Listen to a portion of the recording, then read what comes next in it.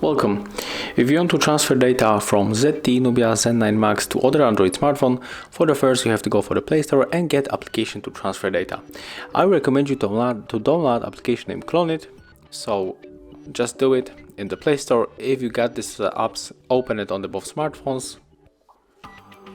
And right now we have to click sender on the ZTE and receiver on Android phone. So click here sender, right here receiver, tap on the search again, one more time.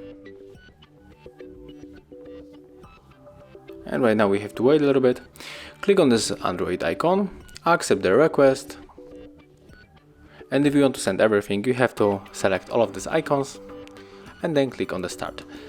If you get these notifications, click cancel. And if you want to get some details, if you want to send one video, one picture, one song or something like that, click on the details below. And let's go for the photo. Let's take this one, click start, OK. And it's finished. As you can see, it's very fast and very easy. And I hope that'll help you guys. If I do, leave thumbs ups, comments and subscribe to our channel.